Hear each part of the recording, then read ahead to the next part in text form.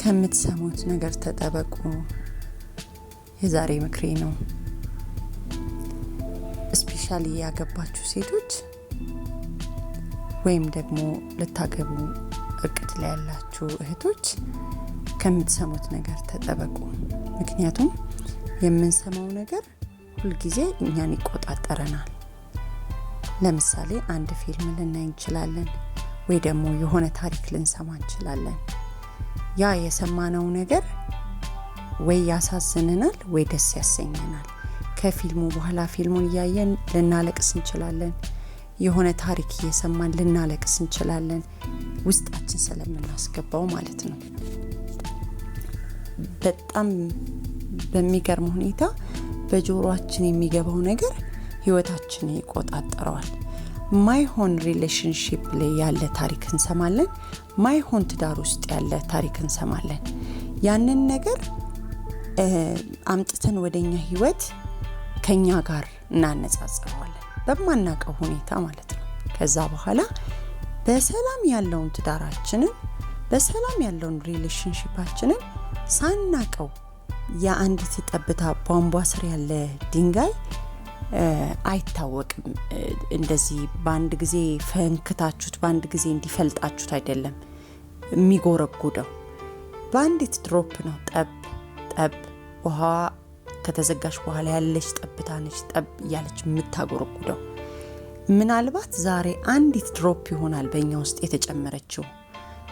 መጥፎ ነገር ሰምተን ስለ ትዳር መጥፎነት፣ ስለ ሪሌሽንሺፕ መጥፎነት ያሉበትን መጥፎ ነገር ሲነግሩን ዛሬ አንድ ጠብታ ሊሆን ይችላል ወደኛ ህይወት ውስጥ የገባው።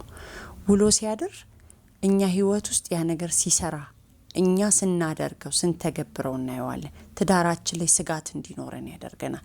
ሪሌሽንሺፓችን ላይ አለመተማመን እንዲኖር ያደርገናል። ስለዚህ ትልቁ ጥበብ ከምንሰማው ነገር መጠበቅ ነው። የማይሆን እኛን ስንሰማው ሊያውከን የሚችል ነገር ከሆነ መፍትሄ ለነዛ ሰዎች ሰምተነው መፍትሄ ማናመጣላቸው ከሆነ ለምንድነው የምንሰማው? ለምን ጊዜያችንን እንሰጠዋለን? ለምን ጆሮአችንን እንሰጠዋለን? ለምን ትዳራችን ይቆጣጠራል? ለምን ሪሌሽንሺፓችን ይቆጣጠራል? ስለዚህ አንፈቅድለትም። ከምንሰማው ነገር መጠበቅ አንድ ጠቢብ ሰው ሊያደርገው የሚችለው አንድ ትልቅ ነገር ማይመጥነውን ነገር ጆሮ ውስጥ አለማስገባት ነው። የኔ ቤት የኔ ነው፣ እንደሷ አይደለም ወይ እንደሱ አይደለም። የኔ ቤት ምን አይነት ህይወት መርታ ነው እንደዚህ አይነት ነገር ላይ የሆነችው እቺ ሴት?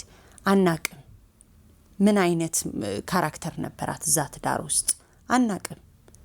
ሰው አንቺ በጥሩ መንገድ ቤትሽን ምሪ፣ በጥሩ መንገድ ትዳርሽን የሚፈለግብሽን ነገር ከሴት እንደሚጠበቀው ሁኚ። ከባል የሚጠበቀውን ደግሞ ባልሽ እንዲሆን ትረጂዋለሽ። ያልዘራሽውን ያልሰጠሽውን ነገር መልሶ ስለማይሰጥሽ አክብረሽው ስትኖሪ እሱ ደግሞ ፍቅር የመስጠት ግዴታ ነው ያለበት። አፍቅሮሽ ይኖራል። ያኔ ደግሞ ፍቅር ሁሉን ሰው ያስገዛል፣ ሁሉን ነገር ያስገዛልና ተገዝቶልሽ ተገዝተሽለት ተከባብራችሁ መኖር እንድትችሉ ያደርጋችሁ። የውጪ ነገር ግን ከጨመርሽበት ሳታቂው ከቤትሽ ውስጥ አንዳንድ ድንጋይ እያነሳሽ አንዳንድ ጠርጠር እያነሳሽ ቤቱን አፍረሰሽ ትጨርሻለሽ። ስለዚህ ከምትሰሚው ነገር ተጠበቂ። ጓደኛ ሊሆን ይችላል፣ ማህበራዊ ሚዲያ ሊሆን ይችላል፣ የተለያዩ ኢንፎርሜሽኖች ሊሆን ይችላሉ።